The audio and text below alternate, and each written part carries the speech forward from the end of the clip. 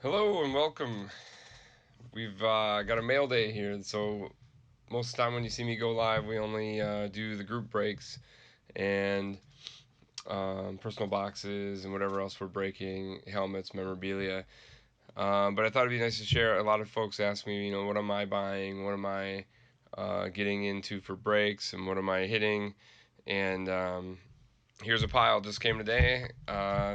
Been getting quite a few of these recently, so I figured we'd turn it into a little video series. So this is mail day. This is May 2nd. I'm just gonna open up and see what I got. I got a couple things from eBay, a couple things from breaks.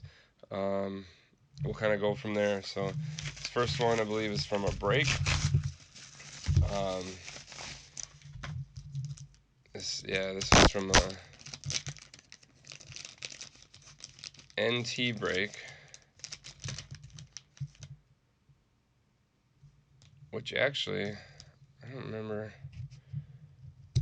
Yeah, I remember this one now. This was from an NT break. I hit a Kyler Murray. I was obviously chasing the Kyler RPAs, which are going for $4,000 to $5,000. This one maybe sells for $300 or $400, but better than nothing when you're getting in the breaks that have the potential to hit a Kyler RPA. So as a bonus here, there's Andy Isabella, Hakeem Butler, and then just some filler cards that they'll send to protect the main hits. All right, so that wasn't too bad. That might be the best hit we have in here. I'm not sure what's in all of these. That's why this series is gonna be so fun. So this is from, this must be eBay. Yeah, because there's a thanks. Let's see here. It looks packaged fairly well.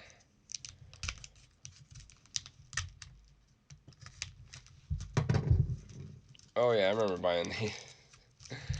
I've been on this nostalgia kick that I think a lot of us have been on. I don't know if these are going to be in good shape at all, but I kind of have been going over the top and buying a lot of stuff that a lot of people are buying these days with The Last Dance on. That one appears in decent shape, although it's in the holder without a sleeve, so I don't know that any of these are really going to be gradable. But I bought a lot. I bought a lot, like several, but they call it a lot when you buy multiples on eBay. Looks like 4 of them are in. Yeah, man, this was a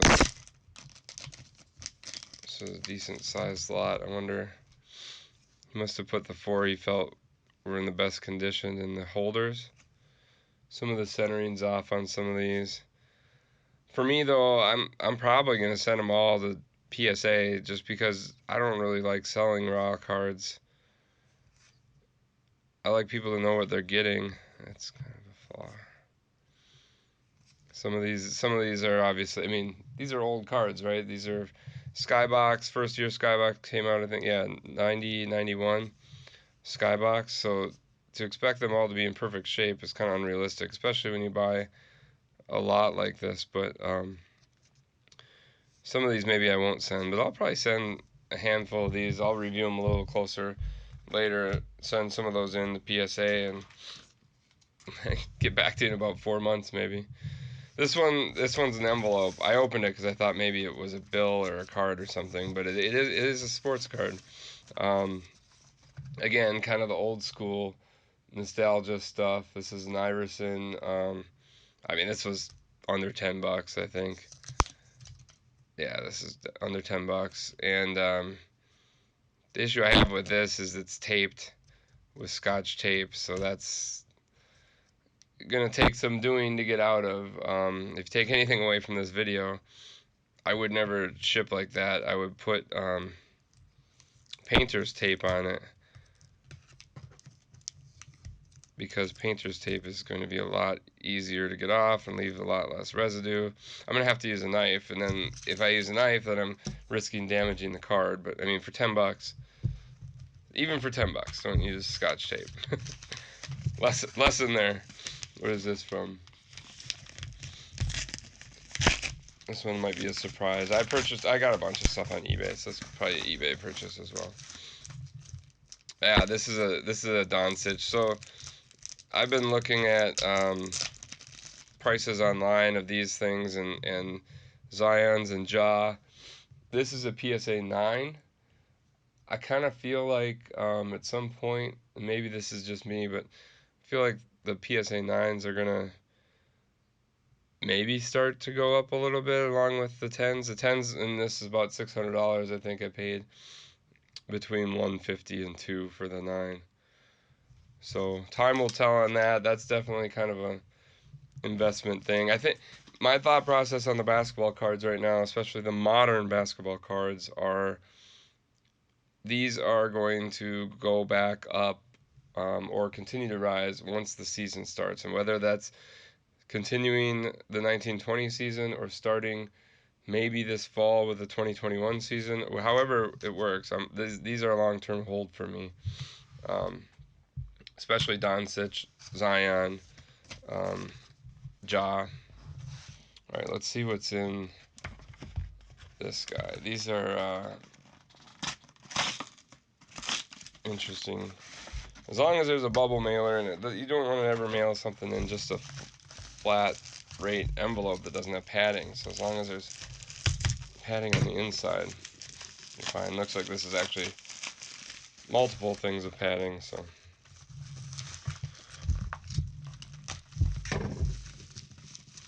And this is a Bowman Draft blue refractor of Jonathan India.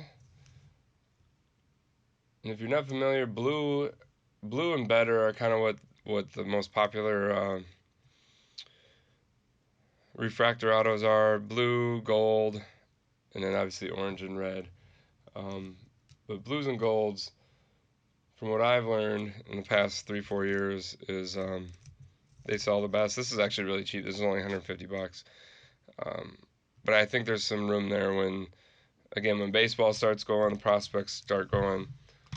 That's going to be a good card to resell, in my opinion.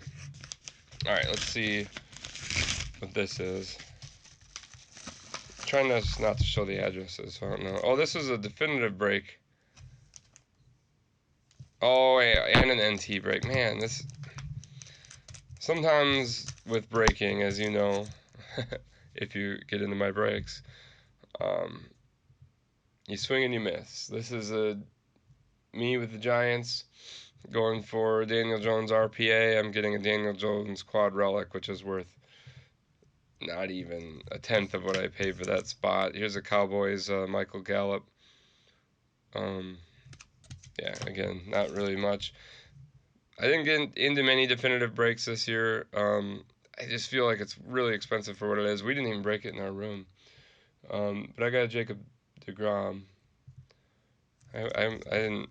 Oh. I got a Jacob deGrom auto. I had the Mets in a random team break. And a deGrom Alonso. That might not be too bad. Dual relic. Autograph relic collection. These are all numbered to 25 or less. I thought. No, this is 50.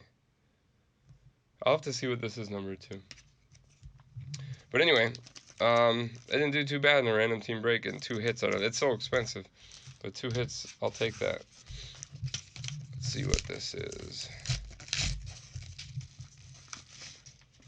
This is a Ken Griffey Jr. Again, with the nostalgia bit here, I've been buying a lot of 9s and a lot of older stuff. There's just cheap stuff, really for no other reason other than just to kind of remember chasing these as a kid. It's a 9, I'm not going to spend all the way up for the 10s in some of these cases just for these cards I want to have in my collection, but it's a good one. I don't remember what that costs. And this one, I think I know what this is. This, I can't have these in my house. Packing peanuts are like my downfall. One of the distributors, I've been breaking for 4 years almost now, and I can't get them to stop sending me packing peanuts. It's like They do for a while and then they revert, and it's like they make such a mess. They're so hard to pick up. They're hard to throw away. All right, what do we got here? This is a bunch of cards.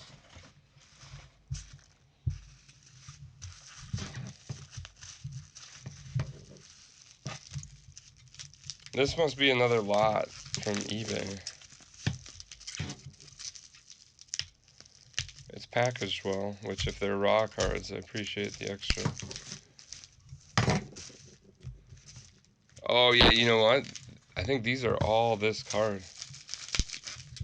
Again, I probably went over the top.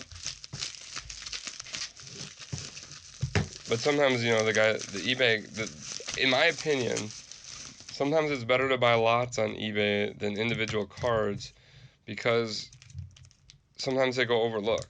So this is a great example. I think I got these really cheap for what you would pay for the individual cards. And in some cases, you know, the individual cards, you wouldn't want to buy an old Michael Jordan Stadium Club in an individual card because you'd pay $3, $4 in shipping, and it wouldn't be worth it. But yeah, I think these are 2 lots that I bought that are all the same card. This is all the Michael Jordan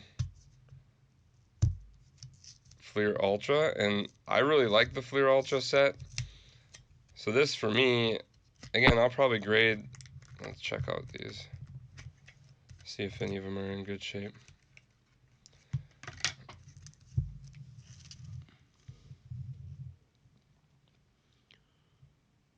I mean, they're kind of like what you'd expect for a 30-year-old card, 28-year-old card. There may be some 9s in here. I wasn't buying them expecting to get a bunch of 10s. I thought maybe I'd throw a few in the grade pile, and again, it takes so long to get them graded anyway. Who knows if people will be after base Michael Jordan